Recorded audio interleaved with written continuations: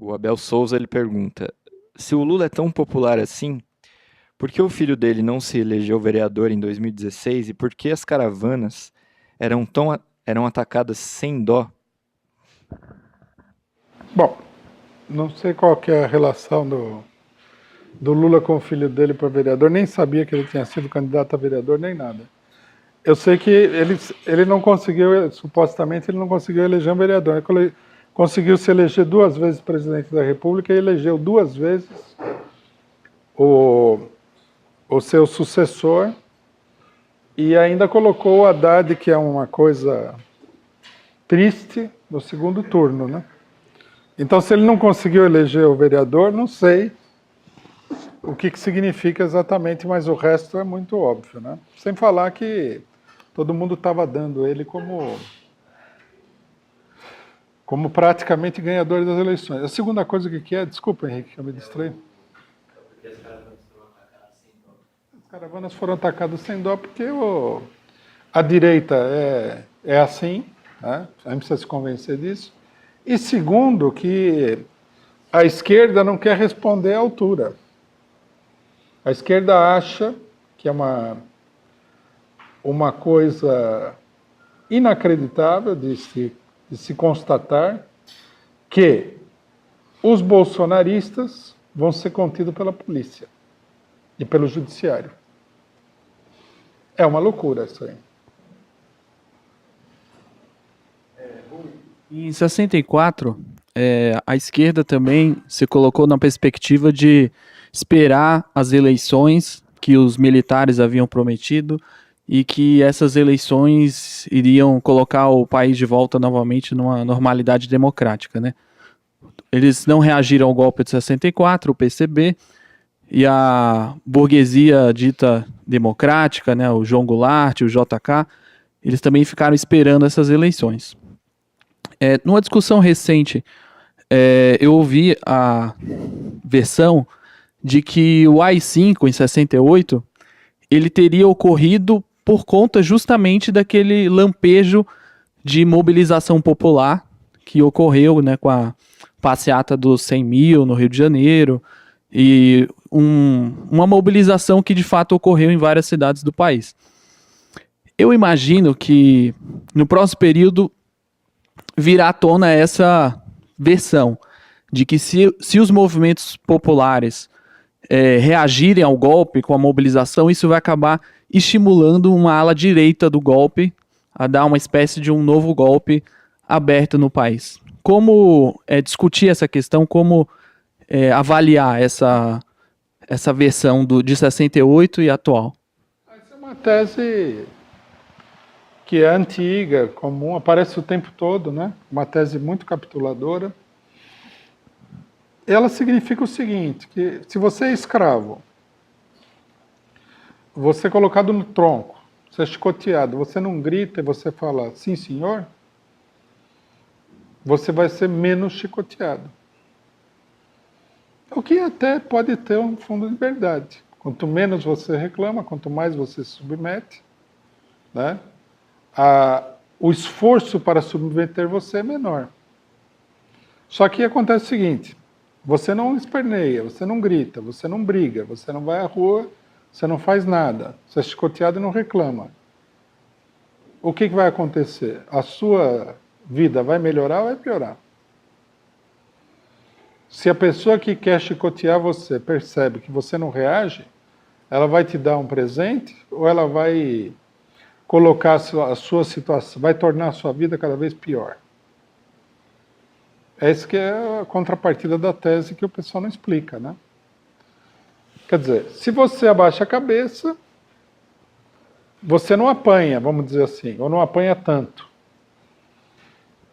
Mas é porque você já abaixou a cabeça, você apanha para abaixar a cabeça. Quer dizer, o objetivo que eles estão querendo, com a agressão, com a violência, com tudo mais, já foi obtido. Então, não quer dizer que a coisa vai melhorar, não quer dizer que se você amanhã, diante de uma situação que piora todo dia, se levantar, você não vai ser massacrado e tal. A tese de que a repressão existe porque a pessoa se revolta é uma tese que prega que você deveria se submeter completamente à repressão. Fosse assim, o mundo nunca teria saído do zero, né? A sociedade humana nunca teria saído do zero, nunca teria saído da escravidão, da monarquia feudal, daquele horror todo que foi sempre a história da humanidade. Se a coisa evoluiu é porque houve luta de classes. Aí fala assim, mas morreu um monte de gente em tal lugar. Bom, né? Quem disse que não morreria se o povo não se sublevasse? Eu acho essa tese aí, ela bem... Na realidade, o que aconteceu com a ditadura é bem diferente dessa tese, né? Entrando no problema político concreto. A ditadura, ela sempre foi um regime político de crise. Isso é que muita gente não analisa, né? Nós temos que analisar concretamente. Eles procuraram institucionalizar um regime ditatorial controlado. Mais ou menos o que está acontecendo agora no Brasil é parecido com os objetivos da ditadura em 64. Tiraram o presidente, né? Eles até flertaram com a ideia de fazer eleições presidenciais, aí chegaram à conclusão que não dava, fizeram eleições indiretas, mas teve eleição para governador, em 66, se não me engano, 65, 66. Não foi uma boa eleição para a ditadura. O regime começou a entrar em crise. Muitos dos projetos, que eram projetos abertamente neoliberais do governo Castelo Branco, não puderam ser colocados em prática por causa da resistência interna dentro do próprio regime político. Isso depois eles suprimirem toda a ala esquerda do regime, né? A crise continuou. Aí, em 68, né, com a crise mundial, houve uma reação limitada. O que aconteceu, o que deu lugar ao endurecimento do regime, que vai vir com o governo Médici, não foi a reação, foi o caráter limitado da reação. Por exemplo, os estudantes se mobilizaram muito, principalmente em São Paulo e Rio de Janeiro. A classe operária não. A classe operária, ela teve alguns focos de resistência ao regime político. O caso de Osasco, né? o caso de Contagem no Rio de Janeiro, mas foram... o de São Paulo foi um foco grande, mas foi só numa cidade, em Osasco, você imagina. O Sindicato Metalúrgico de Osasco era o menor de todos. Um dos menores sindicatos, até hoje, né? Um dos menores sindicatos da Grande São Paulo. Ali houve uma resistência, os operários ocuparam as fábricas e tudo mais, mas isso não foi acompanhado por uma mobilização geral da classe operária, nem mesmo de São Paulo, né? Eu não sei se todo mundo sabe, mas em 1968 havia uma tendência de luta da classe operária. No 1º de maio de 1968, o governador Abreu Sodré foi no 1º de maio, que naquela época os representantes da ditadura iam no 1º de maio, que era um 1º de maio oficialista, né? E os operários apedrejaram o palanque, né? Tiveram que botar um helicóptero para resgatar o governador. Aí, a hora que o governador saiu, no meio das pedras e tal, tocaram fogo no palanque, foi quase uma insurreição, né? Os pelegos, que depois viriam a ser os pelegos da ditadura, correram todo para o Sindicato Metalúrgico, que é ali perto, se esconderam, os operários queriam o sangue de alguém, e foi um momento muito importante. No entanto, apesar disso daí, né, apesar de estarem se formando oposições sindicais, elas não conseguiram despertar todo um movimento amplo, e antes que esse movimento amplo despertasse, a ditadura interveio. Se a reação tivesse sido maior, provavelmente a ditadura teria entrado em crise. Por outro lado, também, eu já vi várias ditaduras cair, todas as ditaduras que caíram porque o povo se rebelou. Elas não caíram por acaso. Recentemente inventaram a tese de que a ditadura brasileira teria sido um caso único na história do universo, e ela teria sido derrotada pelas eleições promovidas pela própria ditadura. Mas isso daí é uma fábula, é um conto da carochinha, né? É um conto da carochinha que não é nem interessante de ler. né? Porque se você pegar um conto da carochinha, tem uma fada, um inseto falante e tal, é engraçado. Agora, a ditadura caiu por meio das eleições, é um conto da carochinha chato.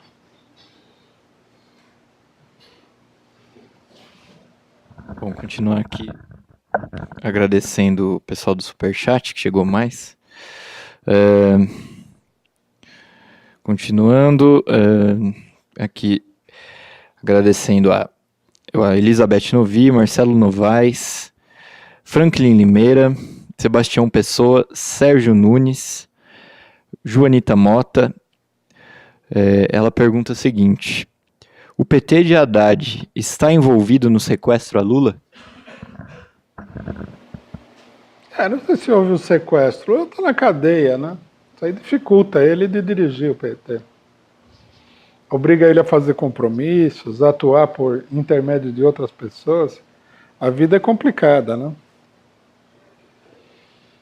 Mas o Haddad, ele com certeza não é um elemento que você possa... O pessoal falava, né? Haddad é Lula, Lula é Haddad. Tudo bem, para a campanha eleitoral, essas coisas são até úteis para criar aquele clima de otimismo imaginário. Agora, na realidade não é assim, né? Bom, antes de continuar aqui nas perguntas, lembrar para você se inscrever no nosso canal, rumo aos 100 mil inscritos, e divulgar entre os amigos. E aqui a gente tem o novo cartaz, queria mostrar aqui: fora Bolsonaro e todos os golpistas, liberdade para Lula, abaixo a fraude eleitoral. Cartaz dos comitês de luta contra o golpe. Aí eu aproveito para fazer a pergunta da Elizabeth Novi. Ela pergunta como os comitês de luta contra o golpe do exterior podem ajudar na campanha e se há uma mobilização dos sindicatos e organizações populares em relação a isso. Eles fizeram já. O Brasil está sob uma ameaça iminente de se transformar numa ditadura. Nós estamos sob ameaça de repressão, tudo. Mas isso, volto a insistir, porque eu acho que o pessoal não deve se confundir. Não é que é uma surpresa da eleição. Isso daí é o desenvolvimento previsível e lógico do golpe, né? Agora, tem que protestar, tem que falar que a palavra de ordem tem que ser abaixo a ditadura no Brasil, fora Bolsonaro.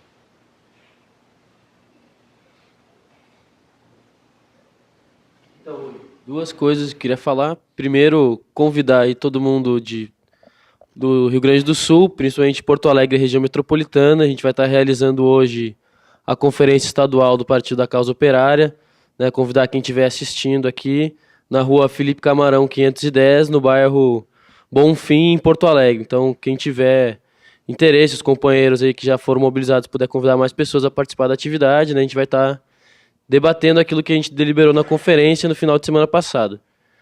Sobre essa questão das eleições, Rui, a gente viu que as últimas derrotas que a gente sofreu com o avanço do golpe, elas colocaram o pessoal numa espécie de depressão momentânea, assim, né? A gente viu o impeachment da Dilma, o pessoal ficou todo mundo chorando em casa, a prisão do Lula aconteceu isso, mas já foi menos, né? Sei que a gente não pode fazer previsão, mas qual o impacto que essa já previsível derrota do Haddad aí na eleição para o Bolsonaro vai ter no movimento nesse sentido? Se a gente pode esperar uma depressão geral do pessoal ou uma tendência, ao invés de ficar depressivo em casa, de se organizar de verdade dessa vez? Acho que nós vamos ter as duas tendências misturadas, né? Mas o fator positivo é que a tendência consciente que quer resistir, ela vem aumentando gradualmente, né? Esse eu acho que é inegável e é um fator muito positivo. Nós temos que levar em consideração esse fato aí. Acho que muita gente já... Bom, agora é meio difícil também você... Lógico que vão aparecer as explicações para você capitular, mas a maioria das pessoas olha e fala assim: Bolsonaro está no governo. Vamos continuar como se nada tivesse acontecido? É muita cegueira, né? Eu acho que isso daqui tende a criar um salto de qualidade na consciência de muita gente. Tem muita gente que está cansada de ficar nesse compasso de espera que o judiciário vai resolver, o Congresso vai resolver, o Lula vai ser inocentado, o Lula vai ser candidato, o Haddad vai ganhar no primeiro turno.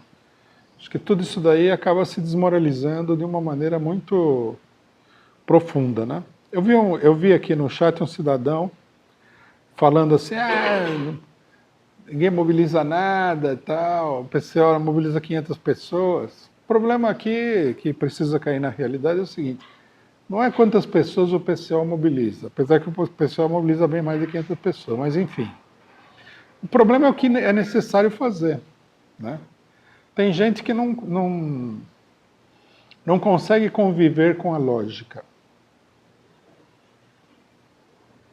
Se você está enfrentando uma determinada situação, há meios que são eficazes, embora pareça difícil de você colocar em prática aqueles meios. E há meios que você quer usar, que parecem fáceis de usar, que não são eficazes.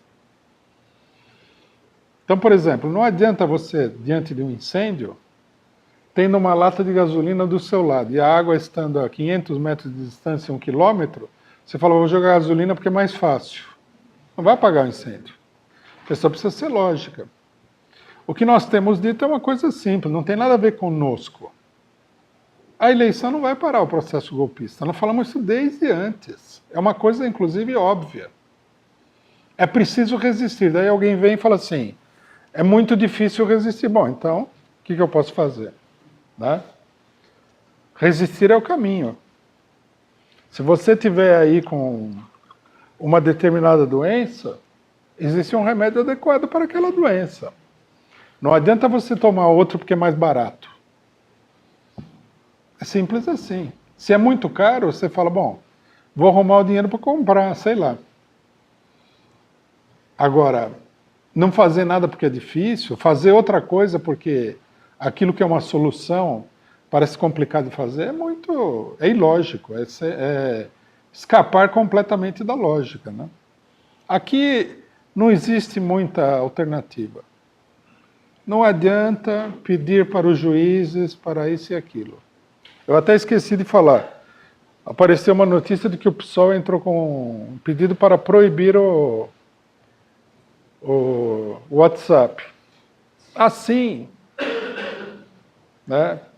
Está até ajudando a direita. O que a gente vai fazer? Eles são avalistas de todo tipo de censura que vai ser braba daqui para frente. Por que a esquerda não denuncia a fraude, que é uma coisa óbvia? É uma capitulação. Então isso daí tudo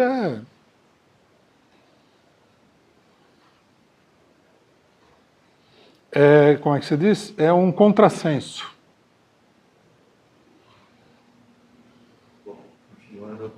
Superchat. Fernando Duda, Ricardo Lacerda, Leandro Radic, Rodrigo X486, Yara Gasperassi. Bom, tem aqui o do Ricardo Lacerda, que ele pergunta como suportar este ostracismo político na esquerda, como podemos nos organizar ou nos preparar de modo a prevenir ofensivas fascistas que virão. Nós já explicamos isso, né?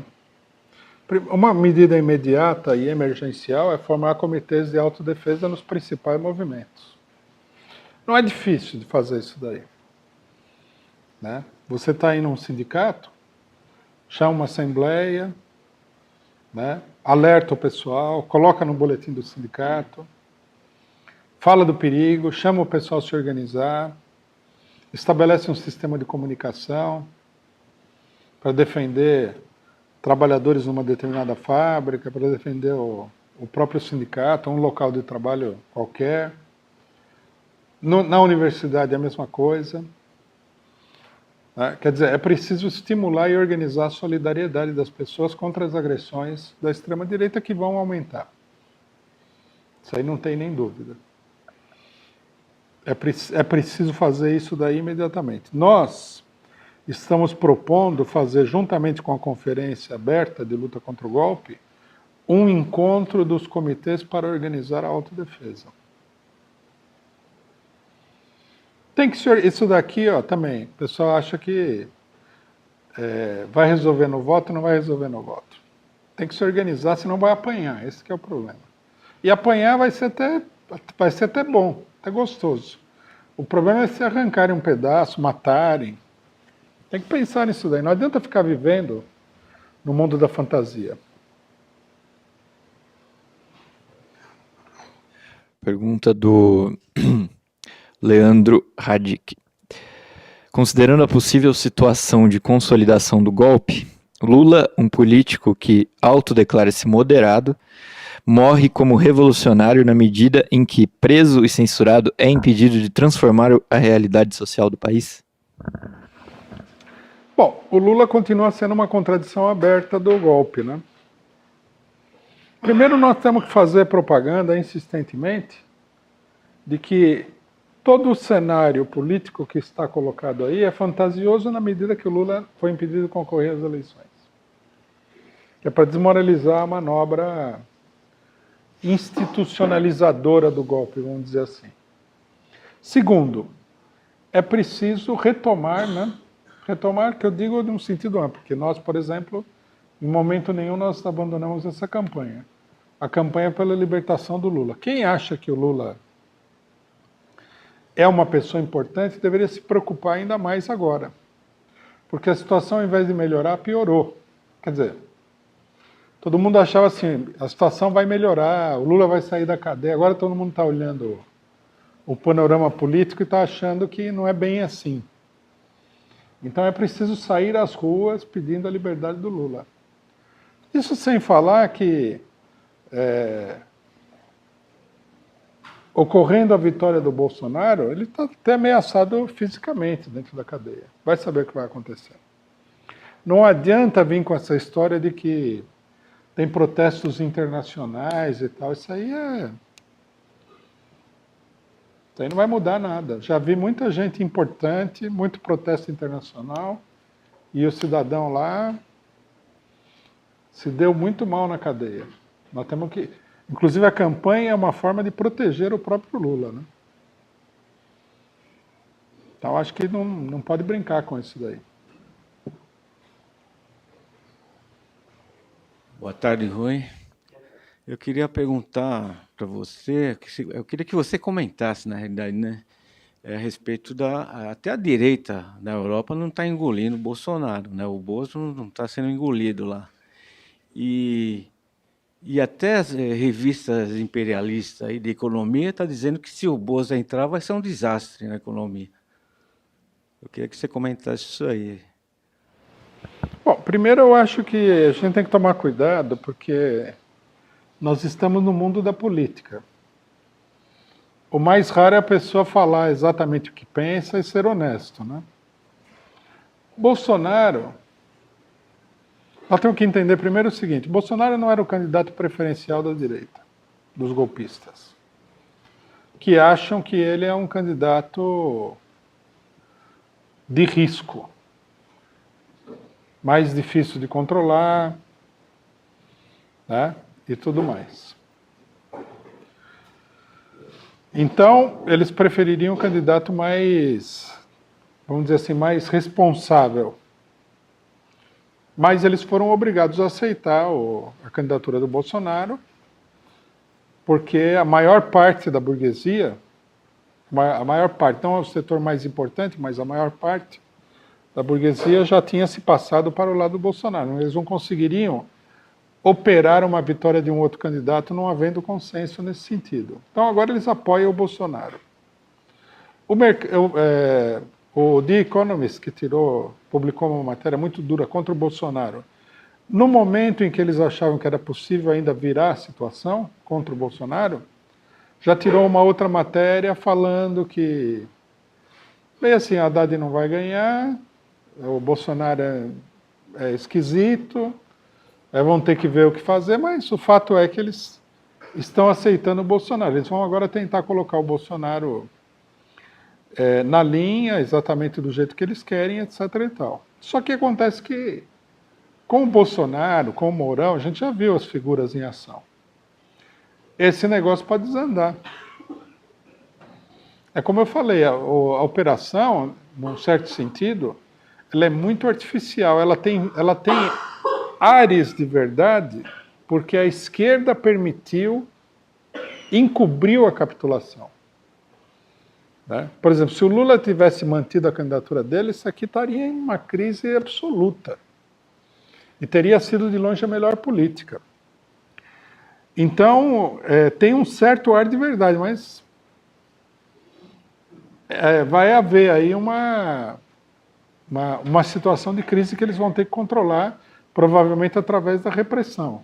O Congresso, por exemplo, o Bolsonaro ganhou, os candidatos bolsonaristas ganharam governos importantes e tal, ou vão ganhar governos importantes, mas é tudo, se a gente for ver de perto, em grande medida é uma improvisação de última hora. A gente viu, né? No Rio de Janeiro, o candidato desconhecido lá, devia estar no monumento ao candidato desconhecido. De repente aparece lá como um meteoro na eleição. Isso daí é uma improvisação. E a improvisação, ela tem uma possibilidade muito grande de dar errado. Veja o Collor. O Collor foi menos improvisado do que isso que nós estamos vendo aqui agora. Foi muito mais preparado, com anterioridade pela Globo e tal, mas era uma improvisação também. Em vez de pegar um candidato tradicional, confiável, que todo mundo já sabe como é que a pessoa atua e tudo mais, pegaram lá um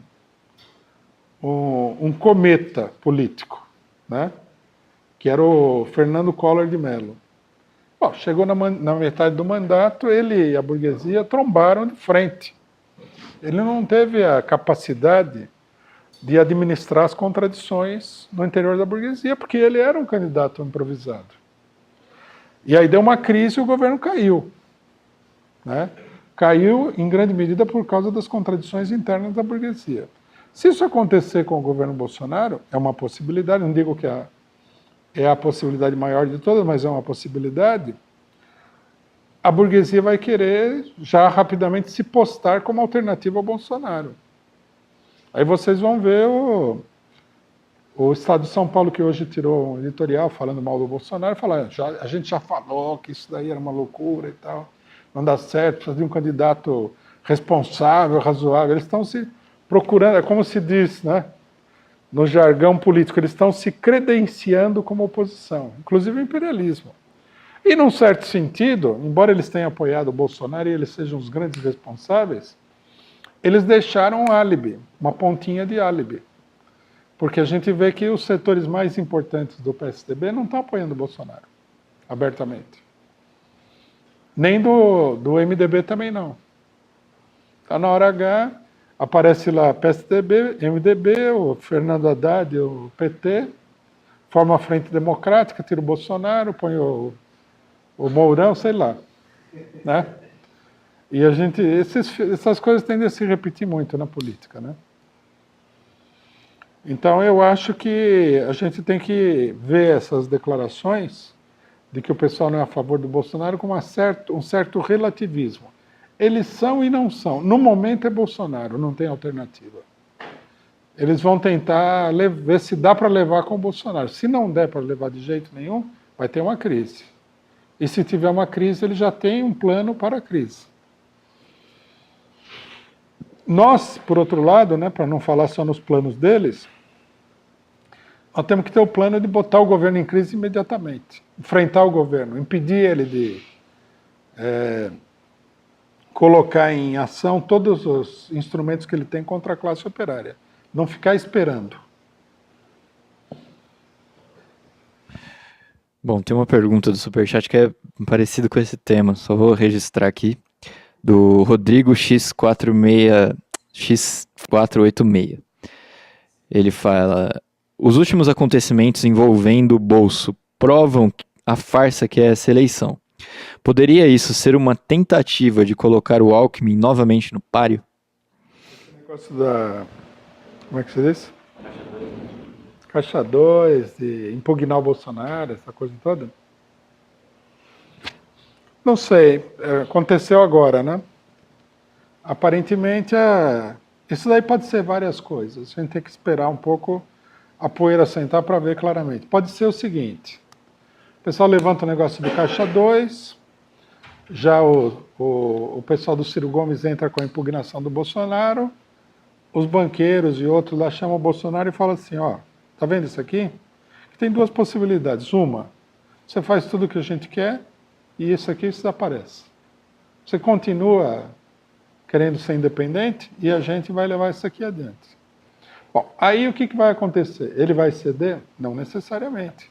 Porque a burguesia queria o Alckmin, mas ele se impôs dentro da burguesia. Os bolsonaristas se impuseram, porque a burguesia, o setor da burguesia mais tradicional está muito enfraquecido politicamente, por causa de toda a crise do governo Temer. Nós temos que lembrar, é um dado importante da situação, lembrar o seguinte: eles deram o golpe, mas o golpe, ao invés de dar certo, ele começou a apresentar problemas e mais problemas. O governo Temer ficou reduzido a zero, não era esse o plano deles. O Lula subiu lá em cima, nas pesquisas de opinião. Então, chegou uma hora que, nas manobras eleitorais, foi necessário se enfrentar com determinados setores. Alguns setores menores, menos importantes da burguesia, falaram, não, é o Bolsonaro, não vou abrir mão. Eu não quero governo conciliador, PSDB, papapá. Esse pessoal quer um governo que decida a situação. E, finalmente, eles conseguiram se impor sobre o outro setor. Mas o outro setor vai continuar na briga, né? Tudo isso daí tem que ser levado em consideração, né? Duas questões. Uma, esse problema da esquerda. Bom, por um lado, eu queria destacar o fato de que tem uma confusão, não é só... Muita gente no chat e tudo mais fica olhando as coisas de um ponto de vista... Por exemplo, essa semana, no Conselho de Representantes da PF, se aprovou o apoio à conferência que nós aprovamos de luta contra o golpe, contra o fascismo. O que mostra que há uma tendência de muitos companheiros do PT, de setores, né? Há uma preocupação entre muitos setores da base do PT que se opõem a essa política que está sendo... E até da direção do PT, há elementos que se opõem a essa política que está sendo levada na campanha eleitoral pelo Haddad, de retroceder, de abandonar a defesa de reivindicações. Quer dizer, o que mostra que essa polarização, a tendência, né, a enfrentar essa situação, a gente vê isso também o seguinte, porque um setor da esquerda fica fazendo terrorismo, né? Parece quando o pessoal quer acabar com uma greve. Ó, vamos acabar com a greve que a polícia está vindo aí. Então agora a política é a seguinte, nós temos que votar no Haddad, dia 28 é a salvação do mundo, né, porque senão vai vir a pior coisa da humanidade. Né? Então, isso aí chegou a tal ponto, aí eu emendo com a segunda questão, que o pessoal, queria que você falasse um pouquinho, o plano do segundo turno. Né? A febre, a crença na Nossa Senhora das Urnas, é um negócio tão forte que o pessoal, para mim, São Paulo está chamando a votar no candidato do Alckmin. Né? O pessoal resolveu apoiar o Márcio França, que é o candidato do Alckmin, que é o candidato do Major Olímpio, né? Que é o cara que está há 8 anos no governo. O pessoal procura pensar assim, não tem solução, tem que votar para votar. Então, esse terrorismo, o problema eleitoral. E, por último, só uma questão, porque eu vi também no chat muita gente levantando de novo o problema da dúvida sobre o Ciro e o PDT. Só registrar o problema de que queria que você comentasse. Por exemplo, o PDT tem 4 candidatos no segundo turno das eleições. 3 estão apoiando abertamente o Bolsonaro. O que mostra, né, que essa política de frente ampla, defendida pelo Haddad, pelo PCdoB, pela direita do PT, é uma política que não serve nem do ponto de vista eleitoral para apoiar o candidato da esquerda, o que dirá para lutar contra o fascismo. Né? É tão grotesco esse negócio de apoiar o vice do Alckmin, que você fica você até esquece disso daí, né? Tinha até me esquecido. Tem vários setores do PT que querem apoiar esse cidadão, e tem gente do PT em Minas Gerais que quer apoiar a Anastasia.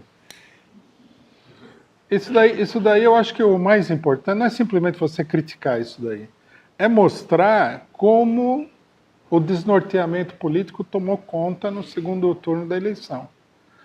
Né?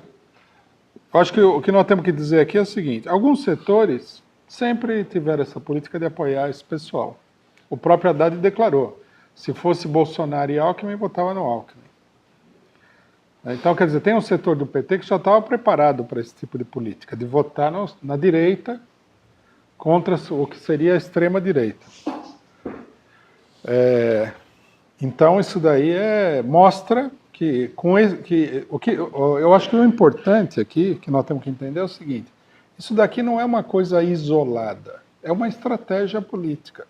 E essa estratégia política, ela leva à derrota da luta contra os golpistas e contra o Bolsonaro.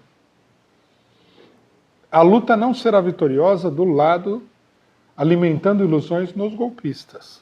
Para que a luta seja vitoriosa, a condição número 1 é a completa independência política de toda a burguesia que apoiou o golpe. Nenhuma frente democrática, nenhuma frente de nada. Esse não é o caminho. Ah, mas vai ganhar o fulano vai ganhar o governo. Bom, não é através das eleições que você vai mudar o quadro. Você tem que mudar através da luta popular. Por exemplo, Dória. O Dória está aí, foi eleito prefeito de São Paulo, agora está concorrendo aí para governador. Tem que ser derrotado pelo movimento dos trabalhadores. Esse é o caminho. Se ele for derrotado pelo movimento dos trabalhadores, como já aconteceu no passado, ele acaba sendo expelido pelas eleições. Se os trabalhadores não têm alternativa, o movimento não se desenvolve, entra outro tão ruim quanto ele. Né? Por exemplo, o Quércia. O Quércia era campeão de votos em São Paulo. Ele enfrentou inúmeras greves e foi derrotado. Aí ele não foi mais eleito. Ele perdeu toda a capacidade de enganar o eleitorado. Agora, querer fazer o processo inverso, quer dizer, sem derrotar a pessoa, derrotar ele na urna, é uma fantasia nova que criaram aí. Bom, o do PDT, eu acho que ficou claro o que acontece. O PDT foi escalado pelos golpistas, o Ciro Gomes, né? Foi escalado pelos golpistas para fazer parte do time da fraude nas eleições. Vocês imaginem essa eleição sem o Ciro Gomes? Até o Haddad ia ter uma votação, ia estar taco a taco com o Bolsonaro, ia ser difícil até de fraudar a eleição. Aí ia fraudar a eleição, né?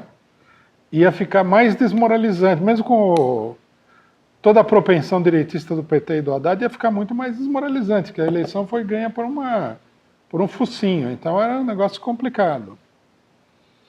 Agora, do jeito que a coisa está indo aqui, né? A eleição ela está se transformando, pior do que uma derrota eleitoral, num processo geral de desmoralização de toda a esquerda. E o Ciro Gomes foi fundamental, engrenagem fundamental. Uma coisa que a gente tem que entender é o seguinte: o PCO, por exemplo, não apoia normalmente candidatos nem burgueses, nem pequeno burgueses tipo Haddad. Mas o Ciro Gomes não é assim, o Ciro Gomes faz aliança com qualquer um. A grande pergunta é por que eles não fizeram aliança com o PT?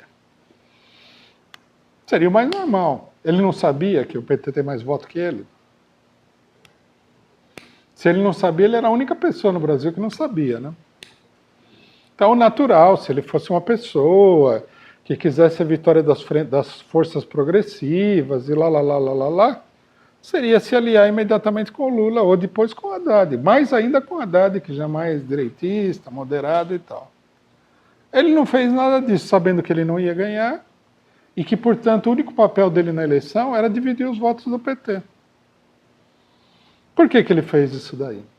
Porque ele queria a derrota do PT. Coisa que eu nem precisaria estar falando isso, porque o irmão dele quase que gritou no ouvido dos militantes do PT, isso daí não será, né? Vai perder, babaca! Vai perder! Quase que ele falou, oba! Vai perder e tal. O pessoal do PT está muito frouxo, né? E aí veja só o paradoxo da situação. Tem gente que critica o PCO porque não está apostando as fichas na campanha eleitoral do Haddad, mas eles querem de todas as maneiras aliança com o Ciro Gomes. O pessoal é doido, o que a gente pode fazer, não é? Vamos ver a hora que as coisas se definirem fundamentalmente, o que vai ser no Ceará. E o candidato do Ceará, nominalmente, ele é do PT, de fato ele é do Ciro Gomes. Vou agradecer mais o superchat, mas antes, além de contribuir, também se inscreva no nosso canal rumo aos 100 mil inscritos. É só ir aí na inscrição e também clicar no sininho para receber as notificações e compartilhar o nosso canal, Causa Operária TV, para a gente fortalecer a nossa imprensa. Bom, vamos lá. Yara Gasperassi, Edna Castro, Romualdo Correia e Esther Rodrigues. A Esther Rodrigues pergunta: Rui, quem está mentindo? Datafolha, Globop ou Vox Populi? E o que fazer para que a derrota do PT seja menos acachapante nesses dias que restam? Eu não acho que ninguém tem influência sobre a eleição. A eleição ela é muito trucada. Provavelmente está todo mundo mentindo aí. O que está mentindo menos é o Vox Populi, que é a favor do PT. Mas eu acho que isso daí são... Salvo alguma coisa muito impressionante que aconteça de última hora, são favas contadas. Nós temos que ver como é que nós vamos enfrentar a engrenagem que foi montada aí, que é uma engrenagem para passar por cima dos trabalhadores com tudo, né? É isso que nós temos que ver.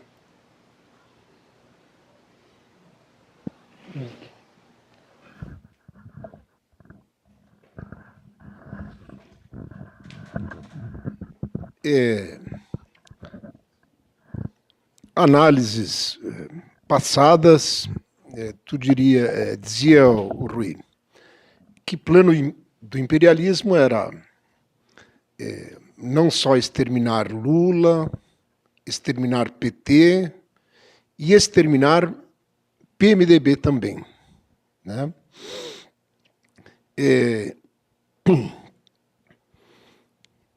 PT continua sendo a segunda maior bancada. Lula aparentemente continua imbatível. PMDB, sim, parece que em vias de ser exterminado. E a questão uma outra questão, o ato institucional número 1 do Temer, né? Sendo colocado aí no dia 15, aí no apagar das luzes, e combater organizações criminosas. E tem aí uma denúncia, um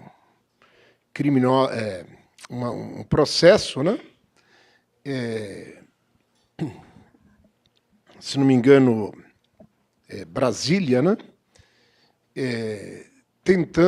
Denunciando Lula, Guido Mantega, mais a Dilma, por ser o PT, presumivelmente, uma organização criminosa. Alguma coisa a ver tudo isso? Aparentemente, sim. Nós temos que ver esse problema do ato, né? Isso aí faz parte de toda a organização que os militares vêm fazendo, né? Aparentemente agora eles decidiram estender a rede para criar um marco institucional para exercitar uma ditadura de aparência legal. Mas eu acho que um dos grandes problemas da situação é colocar toda a esquerda na ilegalidade, começar pelo PT. Isso aí é muito sério, né? O pessoal não está vendo o risco, estão aí embalados pela eleição e tudo mais. Agora, é possível que esse processo, né, isso com independência das medidas legais, que são simplesmente para preparar o terreno, se estenda a muitas organizações, a CUT, por exemplo, a determinados sindicatos, que as direções sindicais sejam derrubadas por medidas pretensamente ilegais e tudo mais, que partidos de esquerda como o nosso sejam caçados, não possam participar nem participar da eleição, nem ter uma atividade pública, vai saber.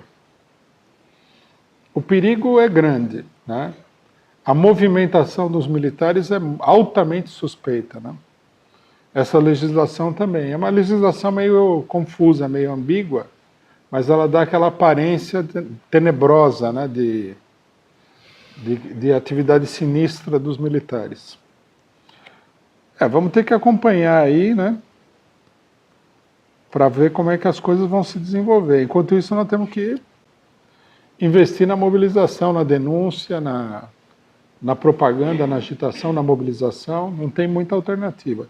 Espero que o pessoal saia logo do transe, né, e venha nos ajudar a fazer esse trabalho. Bom, companheiros, antes de continuar mais perguntas aqui na internet, eu queria convidar todo mundo, o pessoal que está em São Paulo e os companheiros que já estão assistindo, né, e os companheiros que estão aqui no auditório Frederico Engels a participar hoje às 16 horas da plenária estadual, que o PCO está chamando para discutir a luta contra o golpe, a organização da continuação aí dessa campanha contra o golpe pela liberdade do Lula.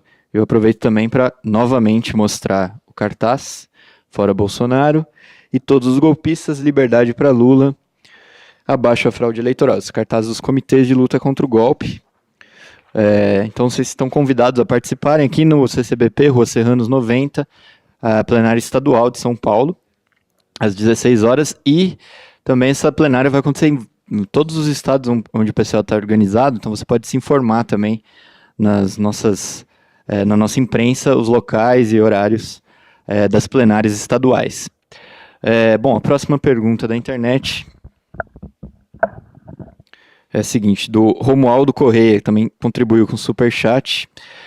O que poderia ser feito, então? Deveria Haddad e o PT ficarem neutros e esperar a barbárie contra a política? Qual a revolução que poderia... Qual a revolução que poderia acontecer com as notas e fuzis no lombo do povo? Bom, não sei se... Esse é o que eu chamo de método pseudo-truculento de discussão, que nem o negócio do Bolsonaro, né? Deveríamos ficar neutros e deixar a barbárie imperar, as pessoas serem torturadas e tal. Bom, apesar do caráter cretino da pergunta, vamos responder. Não. Eu acho que o Haddad ele não devia ficar se disfarçando de picolé de chuchu, para começo de conversa. Né? Eu não sei se a equipe de marketing do Haddad percebeu, mas o picolé de chuchu teve 4% dos votos. E agora ele está se apresentando na eleição com a fantasia de picolé de chuchu. Então isso aí também não vai resolver nada. Né? O que eu acho é que ele deveria sair e enfrentar, ou deveria chamar o PT a se mobilizar numa mobilização de verdade, não puramente de aparência, para denunciar a direita, denunciar o golpe. Em vez de falar que não vai fazer constituinte, ele tem que falar que vai fazer constituinte. Que é preciso lutar pela Constituinte, que é preciso lutar pelo aborto, que ele vai colocar a Polícia Federal golpista na linha, né? Não fazer propaganda para a direita. Né? Nessas condições, era melhor até ele ficar neutro, porque ele está do lado da direita com essa propaganda. Qual que é a vantagem disso? O primeiro problema é isso daí. A única vantagem de uma campanha eleitoral nessas condições é o tipo de propaganda que você faz para mobilizar o povo. E a propaganda que ele está fazendo é para lá de desastrosa. Veja, eu vi aqui o vídeo do Mino Carta, que é uma pessoa ultramoderada. Ele falou que a campanha do Haddad é vergonhosa. Mino Carta não é trotskista. Mino Carta é da ala, ele não é nem do PT, ele é hiper moderado. Ele falou que a campanha do Haddad é uma traição ao Lula. A nossa crítica aqui, até do ponto de vista da utilização das palavras, é uma crítica bem ponderada. Né? Então o negócio é o seguinte, o que acontece é o seguinte, o que esse companheiro tem que entender. A eleição não vai resolver nada. Mesmo que o Haddad ganhasse, precisa cair na real.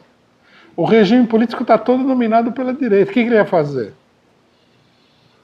Exatamente. Ele vai pegar a bandeira do Brasil e vai bater na cabeça dos militares? Não vai fazer nada, não tem condição. Ele vai se pintar de verde e amarelo e o comando do exército vai adorar ele?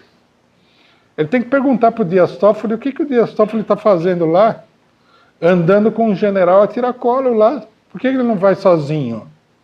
É isso que a gente tem que perguntar. Então o pessoal fica falando assim, não, porque nós não podemos ficar neutros, precisamos na eleição. Isso não, o que nós estamos falando é o seguinte, quer votar, nós não fizemos campanha contra o Haddad. Nós não podemos deixar de criticar o que ele está fazendo agora, mas não fizemos campanha contra ele. E nós falamos para todo mundo, quer votar no PT, vota. É indiferente. O problema é que precisa entender que não é o voto que vai resolver o negócio. Precisa se organizar. E o grande problema que nós estamos enfrentando é que a campanha do Haddad, ela não contribui em nada, muito pelo contrário, ela desmobiliza, desmoraliza a necessária mobilização popular. A hora que o pessoal vier bater na sua cabeça, não sei que expressão que ele usou aí, não adianta pegar a urna eletrônica e jogar no cidadão. Você vai ter que responder com outro tipo de arma. O pessoal precisa cair na realidade de que apertar um botãozinho numa urna não é nem é a única forma de luta política e nem é a forma mais eficaz de luta política. O pessoal precisa cair na real, né? Rui, o meu não é uma pergunta, é para trazer uma questão para o debate, que é, hoje tem ato pelo Ele Não 2.0, né? Que não teve a mesma divulgação do primeiro, não teve Sasha, Madonna, e até não teve também meme no site da Gazeta do Povo, nem cobertura no G1, mas aqui no site da Gazeta estou vendo aqui que tem uma matéria que fala que em 122 municípios está tendo ato pelo Ele Não, mas logo abaixo já tem uma falando que em 269 tem PT não. Dei uma foto muito mais, né? Então, daí no caso, não sei se hoje o ato do Ele Não vai ser esvaziado, né? Provavelmente. Se o Cooper quiser comentar. O que eu acho que tem que ser comentado é isso daí, né? As pessoas... É o famoso checagem de realidade, né? O ato do dia 29, né, que foi no primeiro turno das eleições, onde estava tudo aparentemente indefinido, nossa, teve campanha até na Inglaterra a favor do Ele Não. O cara estava falando Ele Não em finlandês. Agora o Bolsonaro ganhou a eleição no primeiro turno, está com uma vantagem grande no segundo turno e desapareceu da campanha. Qual é a explicação para isso daí? O que mostra também a falsidade toda desses apoios e tal, né? Não digo a pessoa, né? Eu vi, tem gente que devem ter procurado a pessoa lá e falaram, dá uma declaração aqui, o Bolsonaro, a extrema-direita mostrou as coisas, o cidadão tem um espírito democrático, falou, mas agora ninguém foi procurar ele, né? Para ele falar nada. Então, mostra que o negócio é uma manipulação total. Na minha avaliação, o Ele Não do dia 29 foi a última tentativa de fazer subir um candidato alternativo ao Bolsonaro da direita, né? Aí fracassou, agora é Bolsonaro. Isso daí que você falou é verdade, né? São 22 atos do Ele Não, precisa ver que tamanho que são esses atos. 122, né? E 200 e tanto do Bolsonaro, que também é tudo notícia de jornal, ou seja, se é que a Gazeta do Povo pode ser considerada efetivamente um jornal, né? Mesmo em comparação com a Folha, tudo. Né? Bom, a gente já está no final, né? Mas ainda tem superchats aqui. Alexandre Uchoa, Iracema Ananeri e Rodrigo Pedro. Rodrigo Pedro, ele pergunta se o PT mantém a candidatura do Lula, que o golpe impugnaria, a elite daria de costas e teríamos um segundo turno entre Ciro e Bozo. Valeria a pena?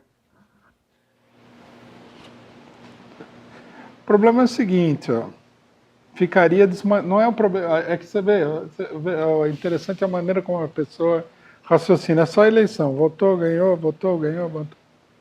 Nós teríamos segundo turno, onde a maior parte da população estaria olhando estupefato o fato de que o candidato principal não está participando. Encobriram esse fato. A cassação do Lula abriu um buraco na operação golpista. Aí o próprio PT colocou o Haddad para fechar o buraco lá. E agora está esse negócio, tem que votar de qualquer jeito, é a barbárie e tal. Isso quer dizer o quê? Que eles... A operação é um fracasso. Porque, vamos relembrar, né? Quando eu vou falar isso aqui, acho que pela 10ª vez nos últimos 10 dias. Quando o Lula foi cassado, eu estava no programa que nós fazemos lá no 247. Aí estava aquela enrolação, logicamente que tinha uma crise no PT para discutir a candidatura do Haddad e tal. Nós estávamos comentando isso e finalmente apareceram lá pelas 5 horas da tarde, quase 6 horas da tarde, com a definição de que o Haddad era o candidato. Aí eu falei, isso aqui é uma grande derrota para o povo brasileiro. O Lula ter abandonado a candidatura pela pressão do STF, etc. e tal. Naquele momento, um cidadão expressou a voz, né, da sabedoria, que foi o quê? Nossa, como você é chato, nós estamos aqui, você está estragando a nossa festa e tal. Eu até estranhei a colocação, né, porque você não vive no microclima da loucura dos outros. Eu até estranhei que o cara estivesse comemorando o fato de que o Lula desistiu da candidatura, né? Mas o fato é que eles acharam assim que vamos ganhar de qualquer jeito, eleição é eleição, a gente ganha e tal, não tem fraude, não tem, ninguém segura, pá. E aí começaram, né? Muita gente falou, o PT vai ganhar no primeiro turno a eleição. Eu não sei, tudo bem, o cara quer se iludir, quer viver no reino da fantasia, tem tanta gente que toma droga para fugir da realidade, não é? Por que não usar a eleição também como droga? Tudo é uma possibilidade. Mas o fato é que chegou a hora, é tal negócio, chegou a hora do acerto de contas. Está aí o Bolsonaro na frente, no segundo turno. O Haddad não ganhou no primeiro turno, não ganhou no primeiro turno, não ganhou o primeiro turno, está perdendo o segundo turno. E agora? E não era a tática genial, né? O triplex, Haddad, Lula, Manu, pá. Tem que...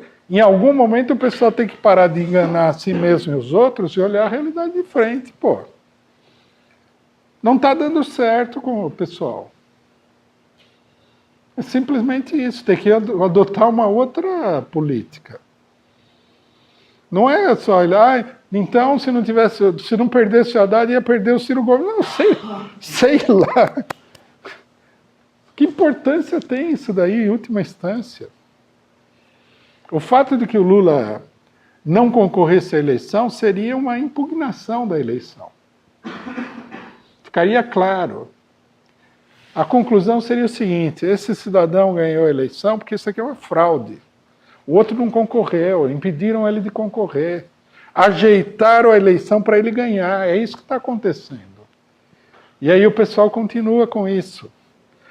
Inclusive, eu acho que a gente tem que começar a pensar o que vão falar depois do segundo turno. Qual vai ser a história triste para mostrar que nós temos que ir lá no STF, né, falar com o Dias Toffoli, o boneco de ventríloco de general, para pedir não sei o que vai resolver os problemas do povo brasileiro. Não sei que história triste vão inventar. Porque a gente já ouviu de tudo, né?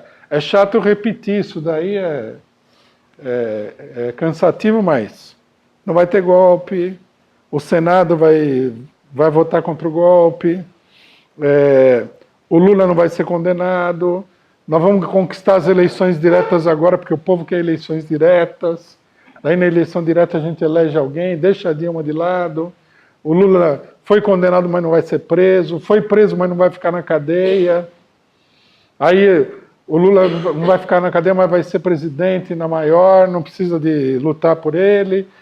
Aí depois vem, não, o Haddad ganha a eleição no lugar do Lula, vai ganhar no primeiro turno, perdeu no primeiro turno, agora... E agora? Agora vai virar. Se virar, até melhor, vamos supor que virasse. A crise vai explodir, né? Porque os milicos lá que tomaram conta do Congresso Nacional, do STF e do Executivo não vão deixar ele governar, mas enfim, seria até bom, só que não está aparecendo nada disso que vai acontecer, né? É mais um comentário, na verdade, sobre essa questão da pergunta que fizeram, sobre a questão do ficar neutro e não sei o quê, né? Quando a gente estava organizando a nossa primeira conferência nacional de luta contra o golpe, que a gente convidou vários comitês, surgiu essa questão da palavra de ordem, que não era do PCO originalmente, era do próprio PT, o eleição sem Lula é fraude. E em Porto Alegre e outros lugares a gente observou um verdadeiro arranca-rabo lá, quando o pessoal tentou explicar que eleição sem Lula é fraude, mas não era tão fraude assim, porque eles iam substituir ele por outra pessoa. Né? E a base ficou confusa, ninguém entendeu o que era essa tal eleição sem Lula fraude, que não era tão fraude. E a verdade é que a maior parte das pessoas aderiu à palavra de eleição sem Lula fraude e queria levar essa palavra de ordem adiante, né? O pessoal meio que abandonou e deu um golpe no próprio pessoal em cima da hora, não é mais golpe, vamos voltar atrás. E agora o pessoal critica a gente por levar adiante a palavra de ordem que, né, a gente apenas continuou com a mesma palavra de ordem de antes, né? Então, para o pessoal que tem falado isso, acho que o fato de legitimar as eleições agora, né, indo para o segundo turno, querendo dizer que o próprio Haddad reconhecendo que, independente se perdesse ou não, seria legítimo, né, tem que respeitar o resultado das urnas, né, vai colocar uma dificuldade para a gente tentar, vamos dizer assim, reativar esse movimento que ficou meio paralisado agora nas eleições. Né, não sei, você acha que isso daí vai ter um impacto, legitimar essas eleições vai ter um impacto de dificultar esse trabalho? Já dificultou. O movimento de luta contra o golpe está totalmente paralisado. Inclusive conseguiram convencer um monte de gente de que tem que deixar de ser de esquerda para poder ganhar a eleição, que já é uma coisa meio louca, né? O desespero, a política é uma coisa que tem que ser praticada racionalmente. Desespero não resolve nenhum problema para as organizações políticas. Então a pessoa entrou em desespero e entrou numa fase de loucura.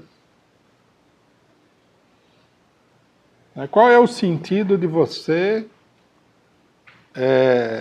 se apresentar na eleição, que supostamente seria para derrotar o fascismo, a direita, etc. e tal, adotando o programa da direita? Porque o programa que o Haddad está adotando, eu não sei se ele se deu conta, mas fora o negócio da violência, que eles opõem como uma babaquice, que é o amor, a paz, é o mesmo programa no essencial, é o mesmo programa do Bolsonaro. Ele está aderindo ao ajuste e tudo. Qual que é o sentido? Fica uma luta sem sentido. É uma luta assim por... como é que se diria? Por facetas secundárias da situação política. Agora, o que eu acho interessante nesses comentários todos que o pessoal faz é também o irracionalismo. Né? Por exemplo, PCO. O PCO não apoia o Haddad. E a gente não apoiou o Haddad justamente por isso que está acontecendo. Mas já ia estar gente aqui tendo que assinar embaixo de que abandonou a luta contra o aborto e tal. Bom, nós não temos nada a ver com isso. Se o Haddad quer abandonar qualquer tipo de programa progressista, o problema dele não é problema nosso, porque nós não temos nada mesmo a ver com isso. Agora, nós não estamos fazendo campanha para ninguém deixar de votar no Haddad. O que nós temos falado é, quer votar no Haddad? Vota no Haddad. Qual o problema? Quem que está segurando? Quem que está impedindo? Não é a gente que o pessoal tem que convencer. Supostamente, de acordo com o processo das eleições, eles teriam que convencer o pessoal que votou no Bolsonaro. É ou não é? Como eles vão fazer isso aí também não... Ou, se eles não têm programa próprio, se eles vão... Porque, veja bem, eles querem convencer o pessoal que votou no Bolsonaro com o programa do Alckmin. Mas o pessoal do Alckmin votou todo no Bolsonaro. Já largou o Alckmin. Quer dizer, é um negócio confuso, você entendeu? Mas vota, quer votar no Bolsonaro? Ó, veja, eu estou falando de público. O PCO aqui não está fazendo campanha para que ninguém deixe de votar no Haddad. No Bolsonaro não, no Haddad. Quer votar, vota, tá certo? Vote em quem você quiser, quem for do seu coração, vote com amor, vote com alegria, sei lá. O que nós estamos falando é outra coisa. Enquanto o pessoal está preocupado com isso, é preciso organizar a luta contra a fase do golpe que já se iniciou. Nós não estamos aqui inventando uma coisa. A direita controla já o Congresso Nacional inteiramente. Está ganhando os principais estados do país. O Major Olímpio é capaz de ser presidente do Senado. Eles já deram o golpe. Não é que eles vão dar o golpe, não é isso. Eles já deram o golpe. Vamos supor, companheiros do PT que estão nessa fúria eleitoral, vamos supor que vocês consigam aí, num verdadeiro milagre, virar o jogo e o Haddad é eleito presidente. Quem que vai dar sustentação a esse presidente? A urna eletrônica? Como é que ele vai fazer no Congresso Nacional? Como é que ele vai fazer no Senado? Como é que ele vai fazer no STF? É isso que nós estamos falando. É preciso lutar contra a nova etapa do golpe que já está praticamente em andamento. É isso que nós estamos chamando a atenção do pessoal para isso.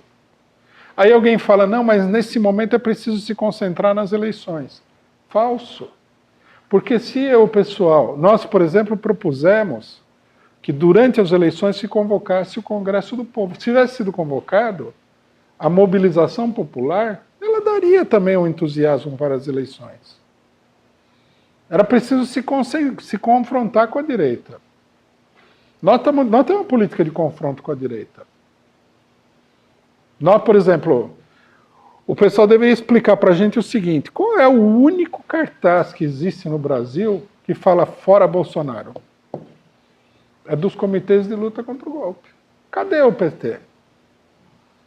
Cadê o pessoal do Plano B? Cadê toda essa esquerda aí que fala que tem que votar no Haddad, mas não fala que a culpa do Bolsonaro está em primeiro lugar, é da corrupção do PT? Cadê o pessoal? Cadê a luta?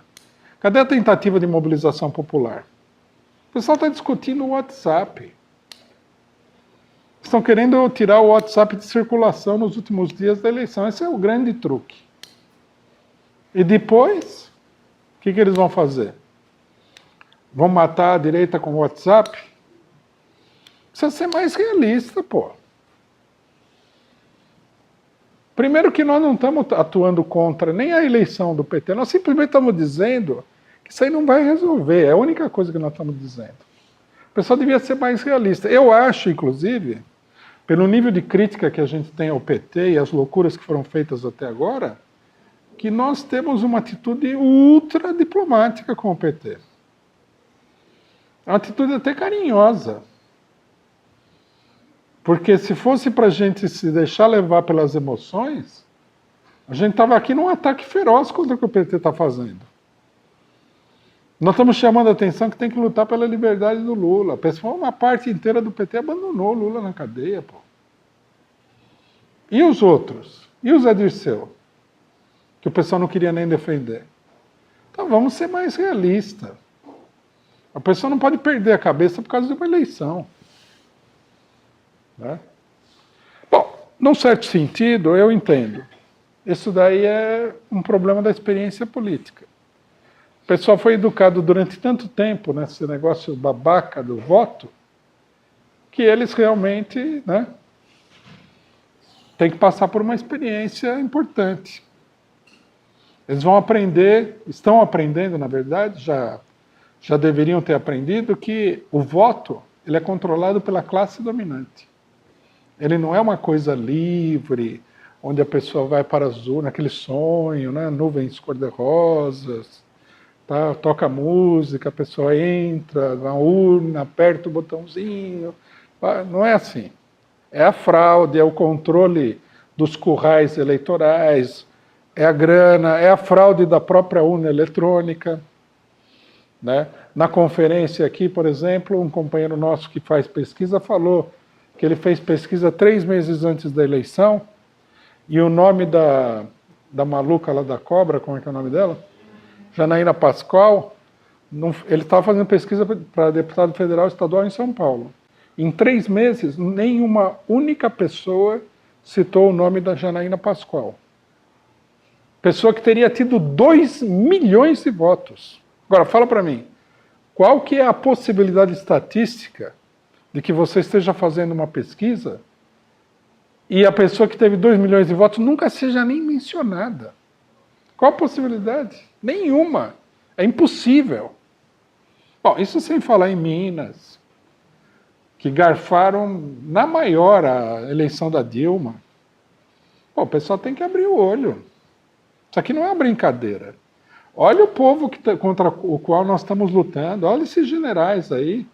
O Mourão, Paulo Chagas, o Augusto Helena. Esse pessoal aí tem sede de sangue do povo. Isso aqui não é uma brincadeira. Infelizmente, a experiência vai lentamente. Então, o que a gente pode fazer? Não dá para a gente querer ser o super-homem, resolver o problema sozinho, né?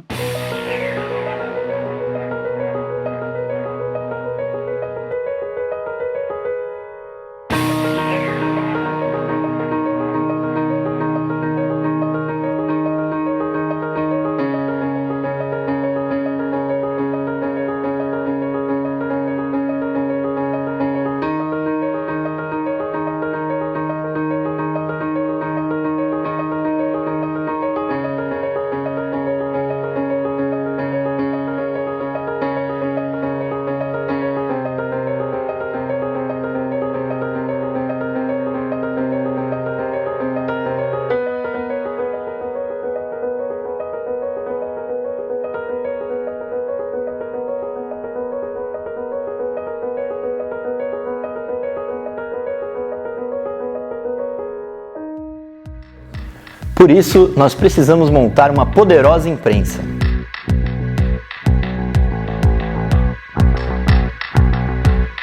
Mas para isso, nós precisamos da sua colaboração. Então acesse o site da Vaquinha e doe o quanto você puder. E não se esqueça, graças a você conseguimos duplicar a nossa programação. Temos 7 horas diárias de programas e quase 1 milhão de visualizações. Essa é uma luta central. Ajude para que seja vitoriosa. Muito obrigado.